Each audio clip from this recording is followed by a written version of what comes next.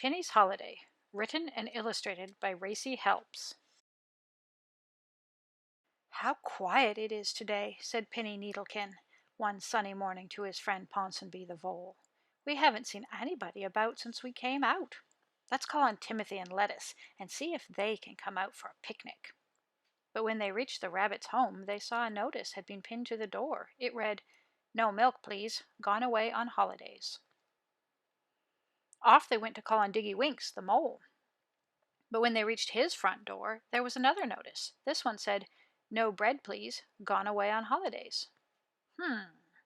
"We seem to be the only people who haven't gone away for a holiday," said Pinny. "Then we will go too," squeaked Ponsonby. "We'll go today." "Holidays cost an awful lot of pennies," sighed Pinny. "What have you got in your pocket?" Ponsonby felt in his pockets. It did not take long. "A hole in every one," he said. "What have you got in yours?" Pinny turned out his pockets. "A piece of string, a fluffy sweet, and a conker," he said, viewing the treasure sadly. "I don't suppose they're worth very much." "We could sell something," suggested Ponsonby, "such as my whistling kettle, only it doesn't." "Doesn't what?" asked Pinny. "Doesn't whistle," said Ponsonby. "It's got a little hole in the bottom, but it's a nice kettle." Pinny shook his head. "No," he decided, "I don't think we get much for that. We shall have to think of something else." They sat down and thought, and then they thought and thought. "I know," squeaked Ponsonby. "We'll have a camping holiday, and then we shan't need many pennies at all." "Only we haven't a tent," Pinny reminded him, "but a camping holiday would be nice." "We don't need a tent," said Ponsonby. "We could use that old cider barrel on top of Primrose Hill. We could use that for a tent. Come on, let's see if it's still there." It was, and soon the pair were moving in with a few pots and pans, a blanket, and a bag of food. They sat in the barrel and looked out happily at the setting sun. "Must be time for bed," said Pinny, yawning. "This old barrel is so rockety we'll be rocked to sleep if a wind springs up." Now, it so happened that in the middle of the night a wind did spring up, a big wind that tossed the branches of the trees to and fro and scattered leaves as if it thought autumn had come. It shook the barrel so furiously that the friends awoke wondering why their bed was jumping about as if it had become alive. Pinny sat up and blinked out at the darkness. "My, it's a storm," he said. "Listen." The wind threw spatters of raindrops against the barrel, and Pinny began to wonder whether it was watertight. Then a bigger gust than ever took hold of the barrel and sent it rolling helter-skelter down the hill. Poor Pinny and Ponsonby scarcely knew what was happening as they spun round and round like tops. They could hear the barrel crashing through bushes, bouncing over ditches, and scraping the bark of trees. Something, thought Pinny, was sure to stop them before they reached the river. But nothing did. Over the bank shot the barrel, still merrily spinning, and then, with a giant splash, it was in the water and skimming into the middle of the river. Feeling as though they had been in a spinner-dryer, they clung to each other and wondered what was going to happen next. "I don't like fishes much," squeaked Ponsonby, "and I don't think fishes are very fond of me." "Fishes? We shan't have to worry about fishes," said Pinny. "See, the barrel isn't sinking. It's turned itself into a boat." It was true. Pinny poked his head over the edge of the barrel and peered into the gloom. "I can't see much," he told Ponsonby, blinking the rain from his eyes, "but I think we're drifting through water lilies. I suppose a boating holiday is just as nice as a camping one," he added more cheerfully, "only I wish we had a pair of oars or a sail, or even a rudder to steer by." "We've got a blanket," said Ponsonby, pulling it over their heads against the rain. "A blanket should make a nice sail." Pinny nodded. "When it's daylight, we'll try to grab a drifting stick to use as a mast," he said. The strange craft floated gently downstream, sometimes turning in an eddy as if taking part in an old-world dance, sometimes lingering against the water reeds, but always going on and carrying the friends further and further from home, and always nearer to the sea. As the sun came up, the slight mist that lay over the river valley melted away. Swifts and swallows dived and darted above them, and the sunbeams danced on the water. "It must surely be time for breakfast," said Pinny. They opened the soggy paper bags and brought out soggy sandwiches.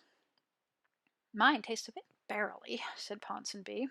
Pinny thought his tasted funny too, but They munched away and then washed it all down with lemonade from a bottle. After a while, Pinny put his head on one side and listened. "Can you hear something?" he said. "A sort of roaring sound?" "Yes, I do hear something," squeaked Ponsonby. "What is it, do you think?" I hope I'm wrong, but I think it's a weir," said Pinny. "What's a weir?" asked Ponsonby. "Is it a sort of a roaring fish?" "Didn't they teach you anything at school?" said Pinny. "Weirs is waterfalls. I think we're drifting straight toward a waterfall." By this time the noise was much louder, and the barrel had begun to rush along twice as fast. "Hold tight, Ponsonby!" cried Pinny above the roar. "We're going over at any moment." He was right. Over the edge and down with the cascading water went the barrel, down, down into the white foam below. Here the barrel and the friends parted company, but Pinny managed to grab Ponsonby by the collar before they could be swept apart. As they raced along, Pinny saw a low-hanging branch ahead, its leaves just touching the water. Before they could be swept past, his fingers reached the branch and held on. Somehow they managed to work their way up the branch and out of the water. Then, "Look!" said Ponsonby. "There's something moving on the bank." "So there is," said Pinny. "It's an otter family playing slides down the muddy bank." Very clearly now they could see the younger otter sliding and tumbling down the bank and diving into the water. Suddenly, right beneath their branch, a chain of bubbles appeared. Then out came a flat, blunt-nosed head, and two bright black eyes twinkled at them. "Hello! I saw what happened to your barrel," said the newcomer. "Jump down onto my back, and I'll carry you ashore. Can't stay perched up there all day, you know." Somehow they managed to climb down and perch themselves astride their new friend's strong back. Ponsonby thought of all the big fish that might be passing by, and he clung on to Mr. Otter's thick, long whiskers. Mrs. Otter was on the shore to welcome them. She took their jackets and hung them over the rushes to dry. "My word, you are wet," she said as she took them into her cozy home under the bank. "I'm glad my children don't get as soaked as that," and she told them how all otters have two coats, one of thick gray fur next to the skin, and another on top of long, thick, glossy hairs. "These hairs keep the water out," she said, "so you see we never get even damp." Mrs. Otter announced that lunch was all ready and that the two friends must stay and share it with them. Neither had exactly enjoyed their soggy sandwiches for breakfast, and they thought Mrs. Otter's cooking was the best they had ever tasted. Afterwards, Mr. Otter dived into the river and found their barrel. It was a little weedy, but none the worse for wear. Then Mr. Otter found a straight stick and set up a sail, and then made a rudder so that their barrel boat could be steered. By this time their coats were dry, so Pinny and Ponsonby thanked the otters for their kindness and set sail. "Wouldn't it be nice if we had Diggy Winks the Mole with us?" said Pinny. "His hands are so strong he could row us back home again against the tide." They began to sing a made-up song at the top of their voices. "Oh, a boating life is free. Yes, that's the life for me. We sail along and sing this song, and soon we'll see the sea."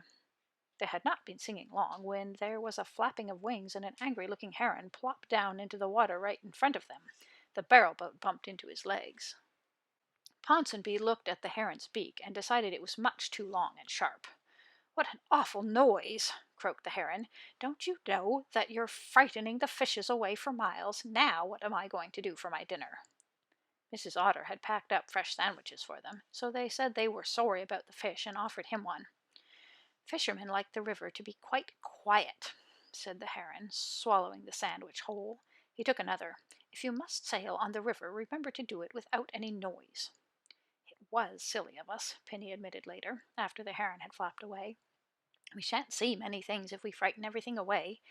We'll sing our sea shanties in whispers." And they did see things. They saw a moorhen paddle out from among the reeds, followed by a string of tiny black chicks. They saw a kingfisher dive headfirst into the water after a fish. The sailors waved to all as they passed, but they were careful not to call out. Except, that is, when Ponsonby caught sight of his cousin Walter Vole, who was sitting on a little raised platform in front of his home. "Hello, Ponsonby!" shouted Walter. "Come on over and tie up while I look you over. My, I haven't seen you for a long time." Pinny steered in among the other boats and tied up. The front of the house was made of reeds and rushes, but most of it was cut out of the bank, and Pinny thought it very snug. It smelt deliciously of watermint. Walter said they must certainly stay for tea, as he did not have the chance of a family chat very often. Just as they were going to sit at the table, a frog looked in, and a moment later a newt put in his head and said, "Is that tea I can smell brewing?" So they made it quite a party, with Walter doing a hornpipe and Hoppy Frog singing "The Jolly Waterman" in a croaky voice, while Norm and Newt told such funny stories they scarcely stopped laughing. When Frog and Newt had gone, Cousin Walter begged the friends to spend the rest of their holiday with him. "We will stay for a couple of days," said Pinny, "and then we will try to reach the seaside." That night they slept in Cousin Walter's spare bunks, which Penny thought was just like sleeping on board a big ship, and they spent the next day learning from him how to sail boats, for Walter was an expert waterman. When it was time to go, Cousin Walter would not dream of letting them get into what he called "that contraption of a barrel." "I will lend you one of my own boats, a real boat," he said. "You can return it to me just whenever you like, and if you want any help at any time, just send a kingfisher for me. They all know me on this stretch of river."